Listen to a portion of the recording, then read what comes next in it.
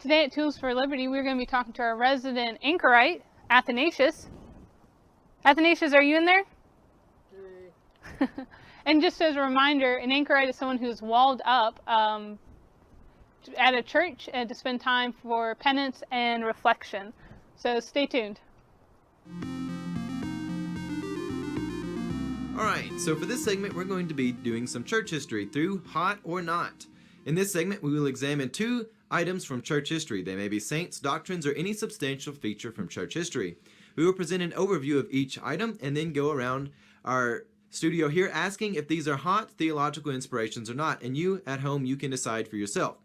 In rare cases, when we cannot decide if an item is hot or not, it may be sanctified. This is only to be used in the rarest of cases, and for today, we will be looking at two items. The first being Saint Valentine. As Valentine's Day is coming up close, we'll be talking about that. And then we'll also be talking about a finger, which is a relic. We'll be talking about some bone relics and all of that. But to get into this, let's cut back to Amanda, who's gone back to talk with Athanasius, our resident anchorite. All right, so today we're going to be talking about Saint Valentine. So we've decided to consult our resident anchorite, which is someone who is willingly walled up for reflection and penance. And so we're here with Athanasius. And Athanasius has been with us for about 12 or 1300 years. It's been so long we've lost the records. But anyways, he's been here a while, so he should be an expert on Saint Valentine. Athanasius, do you have something for us? Oh, I don't think we need your junk mail. No, I'm looking for something about Saint Valentine. Oh, here we go. Okay. Thank you, Athanasius. So we'll be reading this and looking more into it and talking about Saint Valentine, so stay tuned.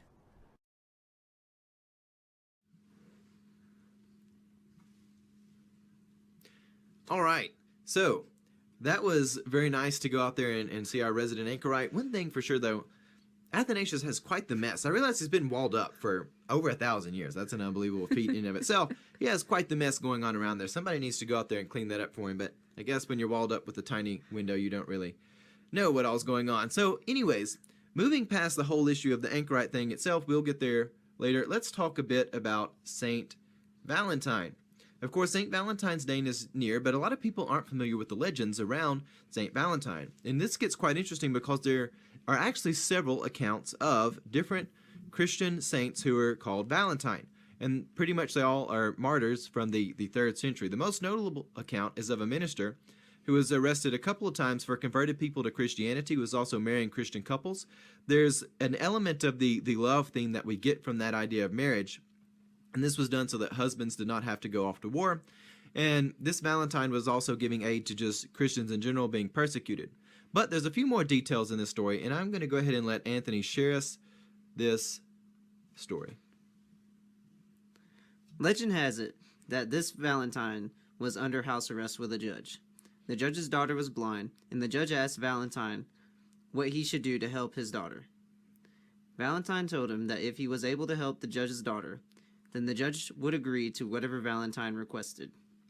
Valentine placed his hands on the girl's eyes, and her vision was restored. The judge broke all the idols in his house, fasted for 3 days, and was baptized, along with his entire family and household, which had about 44 members. The newly converted judge released all of his Christian prisoners. He always refused to renounce his faith, and was arrested again, eventually martyred on February 14th. Valentine, that is. The year is contested for his death. Okay, so that is the story of Saint Valentine. Thank you much for reading that, Anthony. Of course, whenever Athanasius passes on from this life, we're going to have to find a new person to wall up out there. And I think Anthony, he does a good job reading things. He may not make a bad anchorite. You know, man, I could spend maybe like 2 weeks being housed up over there, enjoy the church services, and, maybe someone come by and ask for prayer, but are you convicted to be walled up? All right, so seriously, let's talk about Saint Valentine, because it's an interesting story. There are other accounts of people named Saint Valentine. They're basically all Christian martyrs. We don't know much about them. Now, the Valentine, which we just shared the story of, that was in house arrest, he heals a judge's daughter. There's actually archaeological evidence to support his existence, and that gets a little bit hairy, and the details are out there. We'll discuss that at another time. But for now, what do we think of this saint? Saint Valentine, hot, not, or sanctified? We all hear about Valentine's Day. Amanda, what are your thoughts on Valentine and his healing of the judge's daughter? I think it's really interesting we're doing hot and not on Valentine's, especially, I guess, with all the different connotations you can get with all the words I just said. But I think an interesting part of his story is that he heals this daughter, and some retellings of the story has her as a child. I think that's probably one of the older versions, and newer version has her as an adult, so that there can be some kind of like love story between her and Valentine. And it's interesting. We've talked about it a little bit. There's this movement of where we want to kind of over romanticize everything, and yet Saint Valentine's story, all of them, like Dylan said, there's several different versions and different people who may have taken up this role as Valentine or known as Valentine. But the purpose of the story is not romance. It is about loving people, not as in a romantic way, but just being compassionate and caring. And so for Saint Valentine in this story and in this context, he definitely is, or the story, I guess we can say, is hot because it is something that should inspire us to be good people and to help when we can. And even when the culture and the laws in the world around us tells us to do one thing, we're called to do something better. Very good. Anthony, your thoughts? I like this one a whole lot just because, mainly the efforts towards glorifying God and transformation. This was done, obviously, with the purpose in mind of bringing transformation to people's lives and to glorify God, So for that purpose, I definitely put my stamp of hot on this Saint Valentine. Yeah, very good. I like that love and logos theme there. We get the orderly transformation and a very good depiction of love. And my thoughts on this, I'm going to say hot on Saint Valentine. And the reason why I would say that is mostly because we look in a world where so many people look to government for God. We have this idea that the government is this all-powerful thing, which is sort of misaligned. Valentine is actually living in the house of a judge on house arrest. If you can just imagine, in the belly of the beast, he's there in a belly of the beast situation, and he's not slowed down by it. And he even has sort of this like ultimate, you could say, wager with the judge that says, if I'm able to help your daughter, if the power of Christ comes in and we're able to help your daughter, you're going to do whatever I ask you to do. And of course, he uses this basically saying this is an ultimatum. If there's something real to the kingdom of God, you and your whole family will be converted. He stands up to the government, the forces which are killing, persecuting Christians in the man's home. And I think that's just awesome. And now just for a few other things on that. So I think we all agreed that St. Valentine is hot. But I would like to get into just a few details of why we associate love with this. During the 3rd century in Rome was heavily persecuting Christians. We don't know exactly what year Valentine died, but it's attributed to the middle of February 14th. And of course, in this legend is that he was marrying Christian couples so they wouldn't have to go into the army. The husbands wouldn't. And again, that's because they were persecuting the Christians. There's a reason they were trying to keep them out of being perpetuators of people who were killing basically their. Long story short, it's not what you would think. It's not like people who are dodging military service or anything like that. There's actually a little bit more context with that. But the marrying of couples thing is really the theme there. However, another reason why we associate love with St. Valentine is because in the medieval world, there was a belief that birds, they begin mating in the middle of February. So somewhere in the middle of February, birds start mating. February 14th, it's the middle of February. And on the Feast of Valentine, there's this idea that couples are starting to come together. The birds are coming together. So there's this medieval tradition of love in the middle of February. And that is also just a correlation that happened that got a little bit more merged as time went on. So that's the history of St. Valentine. As we are getting close to that, we all agreed that it's hot. Before we move along, though, there's this one thing that I would like us to bring up. Amanda said something really interesting about how people want to over-romanticize everything. Sometime in the future, we're probably going to do a whole podcast around this theme. We have lost this ability for healthy friendships in the modern world. Everybody wants to say, oh, it's a bromance, it's a relationship, there's something going on weird. And it's ruined both real romantic relationships and also the idea of friendships. It's crippled both of those as the lines have tried to get blurred and wedged in different directions.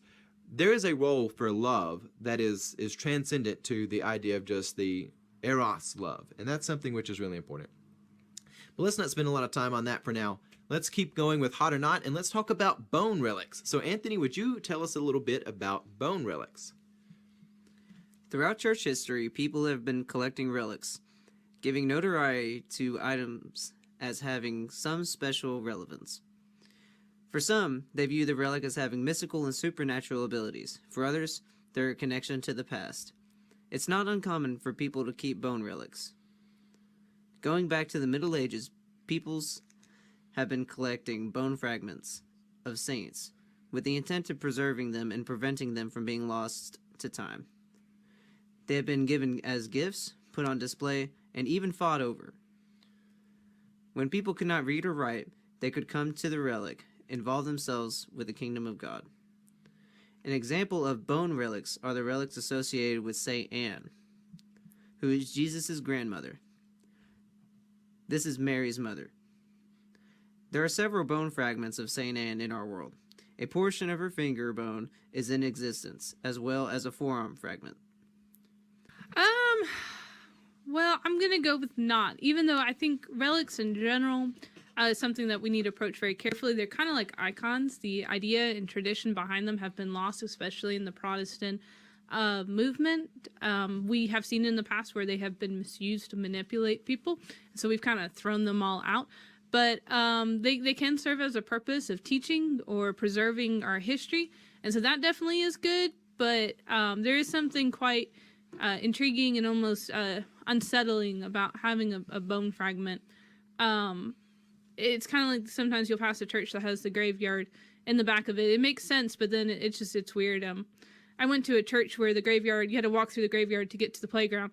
So it's just one of those things that stays in the back of your brain as very odd. So maybe it's not, but it I don't know. I'll go with interesting. All right. But that was more leaning not. We'll say that. It's leaning in that direction. Anthony? Alright, so whenever we were putting this together, I made it pretty clear. No, I do not think that this is very hot at all. This is quite nasty, actually, especially...